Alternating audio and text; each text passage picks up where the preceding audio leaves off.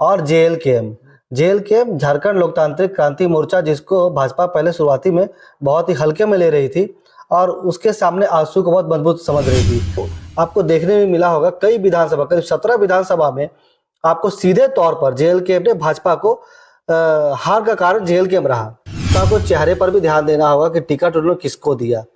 हार का कारण कहीं गलत चेहरे को टिकट देना तो नहीं, मिसमैनेजमेंट अगर है तो कहीं टिकट बंटवारे में भी कोई गलतियां हुई है कि नहीं हुई है। कि आप झारखंड अब 25 साल का हो चुका है, अब 25 साल अब करीब वो है।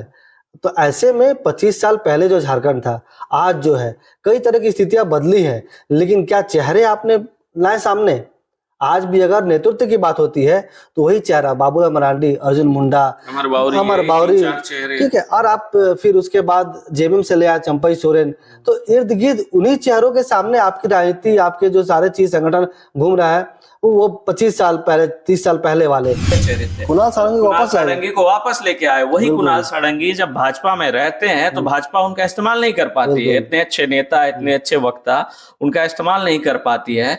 तो कहीं ना कहीं खुद अगर हेमंत सोरेन की बात करें तो हेमंत सोरेन भी दूसरी पीढ़ी है राजनीति की। विधानसभा चुनावों में करारी हार के बाद भारतीय जनता पार्टी की समीक्षात्मक बैठक हुई। इस बैठक में कई बिंदुओं पर चर्चा हुई, जिसमें से कहीं ना कहीं अंदरूनी गुटबाजी की बात भी हुई, जो एक चर्चा का विषय रही पूरे समीक्षात्मक बैठक में।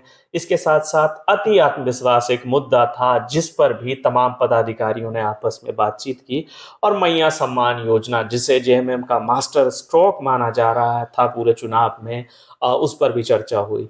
तो इन चर्चाओं को लेकर के अब झारखंड की राजनीति में आगे क्या होगा? पार्टी अपनी हार के जो कारण हैं उनके पे समीक्षा तो कर रही है, लेकिन उन कमियों को कैसे दूर करेगी ताकि आगे की तैयारी की जा सके। इस पर चर्चा करने के लिए हमारे साथ मौजूद हैं विकास श्रीवास्तव, वरिष्ठ पत्रकार हैं, और प्रतिदिन हम वीडियो के जरिए आपके सामने चर्चा कर रहे हैं राजनीतिक मुद्दे पर। तो विकास, क्या लगता है कि जिस तरह से बैठक हुई भारतीय जनता पार्टी की समीक्षात्मक बैठक, तो जिन बिंदुओं पे चर्चा की गई उसका क्या फिर प्रभाव आप देखते हैं आने वाले झारखंड में, जब भारतीय जनता पार्टी जहां तक पीछे छूटी है जहां से, वहां से आगे बढ़ेगी और कहीं ना कहीं अब अगले विधानसभा चुनाव की तैयारी करेगी?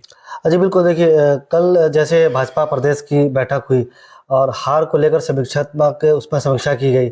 उसमें भाजपा की ओर से खुद ही 3 मुख्य बिंदु बताए गए। एक की भीतरघात, और दूसरा हेमंत सरकार की मैया योजना, और जेएलकेएम झारखंड लोकतांत्रिक क्रांति मोर्चा, जिसको भाजपा पहले शुरुआती में बहुत ही हल्के में ले रही थी और उसके सामने आंसू को बहुत मजबूत समझ रही थी। समझना भी चाहिए, क्योंकि पहले से आंसू का गठबंधन सरकार, आंसू कई बार सरकार में रही है, अच्छा परफॉर्मेंस कर रही है। तो लगा कि जेएलकेएम कोई बहुत परफॉर्मेंस नहीं कर पाएगी। जिस तरह से एग्रेशन में जरा महत्व आ रहे थे, तो उनका भी एक जो एग्रेशन को लेकर बात हमेशा रही कि बहुत लोग पसंद में नहीं कर रहे, लेकिन उनके जो वोटर है या उनके जो समर्थक है वो उनको पसंद कर रहे थे। वो आपको देखने में मिला होगा कई विधानसभा, करीब 17 विधानसभा में आपको सीधे तौर पर जेएलकेएम ने भाजपा को हार का कारण जेएलकेएम रहा। ये 3 बिंदु भाजपा की ओर से बताई गई है, लेकिन भाजपा अभी भी मुझे लगता है कि मेरे समझ से इस समीक्षा में अभी कमी है। 3 दिसंबर को दिल्ली में समीक्षा रिपोर्ट प्रस्तुत की जाएगी। अमित शाह, जेपी नड्डा जी उस पर चर्चा करेंगे और भी कारणों का जानने का प्रयास करेंगे, लेकिन धरातल स्तर पे कई और चीजें हैं जो भाजपा से गलती हुई है, उसको समझना पड़ेगा। अगर ये अब कल के मीटिंग में कौन था? जो हारे प्रत्याशी है वो थे, उनके तरफ से बताया गया कि हमारे हार का कारण ये था, क्योंकि वो खुद प्रत्याशी थे। लेकिन भाजपा को चेहरे पर भी ध्यान देना होगा कि टिकट उन्होंने किसको दिया।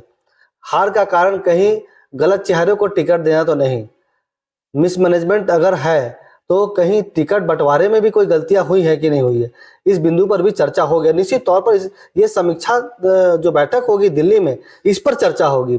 और रही बात कि आप झारखंड अब 25 साल का हो चुका है, अब 25 साल अब करीब वो है। तो ऐसे में 25 साल पहले जो झारखंड था, आज जो है, कई तरह की स्थितियां बदली हैं, लेकिन क्या चेहरे आपने लाए सामने? आज भी अगर नेतृत्व की बात होती है तो वही चेहरा बाबूलाल मरांडी, अर्जुन मुंडा, अमर अमर बावरी, ठीक है। और आप फिर उसके बाद जेएमएम से ले आए चंपई सोरेन, तो इर्द गिर्द उन्हीं चेहरों के सामने आपकी राजनीति, आपके जो सारे चीज संगठन घूम रहा है वो 25 साल पहले, 30 साल पहले वाले, जबकि अब युवा वर्ग वोटर है और कई वोटर में जो वोटर है उसमें कई तरह के बदलाव हुए उनके सोच में, किस तरह उनको सरकार चाहिए, किस तरह के राज्य चाहिए, किस तरह का नेतृत्व करने वाला उनका जनप्रतिनिधि चाहिए। तो इन सब बातों पर ध्यान देना भाजपा को बहुत जरूरी है। अगर इस ग्राउंड लेवल पे जाकर समीक्षा नहीं होगी तो फिर समीक्षा, ये रिपोर्ट बेकार का वो दिखावा होगा। और प्रत्याशी ये नहीं कह सकते कि मैं वहां पर सही प्रत्याशी नहीं था, ये पार्टी तय करेगी। पार्टी को तय करना चाहिए कि मैंने जिनको टिकट दिया क्या उस सीट के लिए वो सुटेबल थे या नहीं थे। पहली बार भाजपा जैसे संगठन पर परिवारवाद का आरोप लगा। जो पार्टी लगातार दूसरे पार्टी पर, कांग्रेस जैसे पार्टी पर या आरजेडी पर आरोप लगाते हैं कि परिवारवाद है, वो लोग घर के परिवार के सदस्यों को टिकट देते हैं या संगठन में तवज्जो देते हैं। लेकिन पहली बार भाजपा जैसे जो देश की, दुनिया की सबसे बड़ी राजनीतिक पार्टी कही जाती है, उसके ऊपर परिवारवाद का आरोप लगा। तो ये बहुत गंभीर आरोप है। भाजपा को बहुत ही इस पर गंभीरता से विचार करना पड़ेगा कि टिकट बंटवारे को लेकर जो आरोप लगे हैं इससे संगठन पर कितना असर पड़ेगा। भीतरघात का मामला जो सामने आया, तो भीतरघात तो चुनाव में होता ही है, लेकिन किस स्तर से भीतरघात हुआ ये आपको चुनाव के पहले समझ लेना चाहिए था कि हम जिस तरीके से टिकट बंटवारा कर रहे हैं क्या इसका जो भीतरघात का कारण बन सकता है कि नहीं बन सकता है। तो वो बिल्कुल आप टिकट बंटवारे में गलती की है। भीतरघात अगर हुआ है तो क्यों हुआ है? अगर कोई पार्टी का व्यक्ति किसी अपने ही प्रत्याशी को हराना चाह रहा है, इसका मतलब प्रत्याशी को पसंद नहीं कर रहा है। ये हर चुनाव में होता है, लेकिन भाजपा को इसका खामियाजा ज्यादा भुगतना पड़ा है। तो इन बिंदुओं पर भाजपा को गंभीरता से सोचना पड़ेगा, विचार करना पड़ेगा और समीक्षा में ये बात आनी चाहिए। अगर नहीं आती है तो समीक्षा बेकार है, क्योंकि अगली बार फिर आपको 5 साल बाद आपको फाइट करना है, चेहरे पे बात करनी है कि कौन से चेहरे होंगे, क्या होंगे। ठीक, जैसा कि आपने अभी कहा कि जो बात निकल कर अभी सामने आएगी, कहीं ना कहीं उन्हीं चेहरों को भाजपा जो है रिपीट करते आ रही है लंबे समय से। अभी तो रघुवर दास है नहीं पार्टी में, लेकिन अगर वो होते तो रघुवर दास चेहरा होते, अर्जुन मुंडा चेहरा होते, अमर बावरी, बाबूलाल मरांडी पार्टी से बाहर थे, फिर पार्टी में आए तो बाबूलाल मरांडी, अब चंपई सोरेन आए तो उनका नाम। तो इन चेहरों के इर्द गिर्द भाजपा की राजनीति घूमती रहती है पिछले 20 से 25 सालों में, और कहीं ना कहीं जो नए चेहरे हैं उन नए चेहरों को पार्टी में मौका नहीं मिल रहा है, कार्यकर्ताओं को मौका नहीं मिल रहा है, इससे थोड़ा मनोबल भी कम होता है। और दूसरी सबसे बड़ी बात जो आपने कही कि अब आपका वोटर जो है 25 साल पुराना वोटर नहीं रहा, नए मतदाता जुड़े हैं, तो उनकी राजनीति समझ अलग होगी, सोच अलग होगी। वो 20 साल पहले अर्जुन मुंडा की राजनीति को अब नहीं समझ पाएगा, वो कहीं ना कहीं बाबूलाल मरांडी की राजनीति को नहीं समझ पाएगा। आज जयराम महतो के सफल होने का सबसे बड़ा ये कारण है कि जिस तरह की वो राजनीति कर रहे हैं, युवाओं का कनेक्शन उनके साथ है। निश्चित तौर पर तो एक सबसे बड़ी चीज ये निकल कर आई। इसके ठीक आप विपरीत देखें तो जेएमएम इस मामले में बहुत आगे है। जेएमएम नए चेहरों को मौका दे रही है, चाहे आप संजीव सरदार को चुनाव लड़वाने की बात कहें, मंगल कालिंदी को मौका दिया गया, नए चेहरे थे, समीर महांती को मौका दिया गया, इस तरह के कई चेहरे थे। कुणाल सारंगी को वापस लेके आए। वही कुणाल सारंगी जब भाजपा में रहते हैं तो भाजपा उनका इस्तेमाल नहीं कर पाती है, इतने अच्छे नेता, इतने अच्छे वक्ता उनका इस्तेमाल नहीं कर पाती है। तो कहीं ना कहीं खुद अगर हेमंत सोरेन की बात करें तो हेमंत सोरेन भी दूसरी पीढ़ी है राजनीति की। तो ऐसे में कहीं ना कहीं जेएमएम इन चीजों को ध्यान में रखकर आगे की रणनीति तय करती है और आने वाले 5 सालों के लिए भी रणनीति तय करेगी। इस मामले में भाजपा जेएमएम से बहुत पीछे दिख रही है। निश्चित तौर पे बिल्कुल। आप देखें कि भाजपा में जो है, भाजपा में कई नए लोग जुड़े, लेकिन भाजपा मतलब उस स्तर पे पदाधिकारी बना रहे हैं, लोग पदाधिकारी बन रहे भाजपा में, नेतृत्व कुशलता नहीं दिख रही है क्योंकि मौका नहीं मिल रहा है, कि लोग समझ ही नहीं पा रहे कि क्या पार्टी में हमको नेतृत्व क्षमता का या जनप्रतिनिधित्व करने का मौका मिलेगा।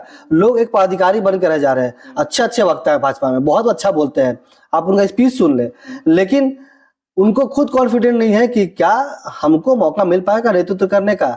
इस कारण से क्या है, जब तक उनमें कॉन्फिडेंट नहीं आएगा कि मुझे भी मौका मिल सकता है, तब तक ये स्थिति रहेगी। आप देखिए इस बार जो टिकट बटे उसके बाद कई लोगों ने पार्टी छोड़ा, क्योंकि उनको ये उम्मीद थी, वो आशा लगा कर रखे थे कि उन्हें टिकट मिलेगा। कई युवा चेहरे थे, अभी नाम लेना कोई मुनासिब नहीं कि चुनाव खत्म हो चुके हैं, लेकिन पार्टी को उससे असर पड़ा। तो पार्टी को इस संबंध में सोचना चाहिए कि हमें किनको मौका देना है। युवाओं को मौका देना पड़ेगा। आपके सीनियर आपके मार्गदर्शक हो सकते हैं, लेकिन क्या वही नेतृत्व करते रहेंगे तो बाकी पदाधिकारी क्या करेंगे। संगठनात्मक जो संरचना होती है उसमें भी इस तरह की समस्या हो रही है। नए कई लड़के हैं जो लगातार मेहनत कर रहे हैं, लेकिन उनको संगठन में भी मौका नहीं मिल रहा है। तो संगठनात्मक आपका जो बदलाव है उसमें भी बहुत तरीके की चीजों को देखना पड़ेगा कि कौन नाखुश है कौन खुश है, कैसे किस तरह को बैलेंस कर रहा है, हर चीजों को लेकर चलना पड़ेगा। ये हम यहाँ बात कर रहे हैं, चर्चाएं भाजपा के अंदर भी होती होगी, सारी पार्टियां करती है, लेकिन उसको अमल करना पड़ेगा। अगर अमल नहीं करेंगे फिर उन्हीं चेहरों को खुश करने का प्रयास करेंगे कि उनसे मेरा झारखंड राज्य में हम सीट ला पाएंगे, तो ये शायद गलतफहमी होगी उनकी। चलिए, तो इस तरह से आपने देखा कि जो ये बैठक हुई भारतीय जनता पार्टी की समीक्षात्मक बैठक, अभी राज्य स्तरीय हुई। अब इनको रिपोर्ट लेकर जानी है अपने आला अधिकारियों के पास, और वहां ये बातें बताई जाएंगी कि आखिर क्या कमियां रही जिसके वजह से हम झारखंड में सत्ता नहीं पा सके। कुछ कमियां थी, कुछ चीज थी, कुछ कहना चाहते? जी बिल्कुल। हाँ। एक चीज आप ध्यान देंगे कि फिर से एक सदस्यता अभियान भाजपा का शुरू होने वाला है। तो मैं कहूँ कि मिस कॉल पे सदस्यता अभियान जैसे अगर सदस्य बनेंगे तो आंकड़ों में तो हम बहुत ऊपर हो सकते हैं, लेकिन धरातल पर बिल्कुल पीछे रहेंगे। फिर वो जो मिस कॉल पे सदस्य है वो आपके सदस्य दिखेंगे आपको आपके आंकड़े में, लेकिन वो सदस्य किसी और पार्टी के होंगे। तो कुल मिलाकर कहीं ना कहीं भाजपा को अब अपनी रणनीति अब बदलनी होगी, क्योंकि अभी भी समय है। अगर अगले विधानसभा चुनावों में उन्हें बेहतर करना है तो धरातल पर उतरकर स्थिति का अवलोकन करना होगा और पता करना होगा कि आखिर कमियां कहां रही और उन कमियों को कैसे दूर किया जाए। Kumar Kunal, news tell, Jamshedpur.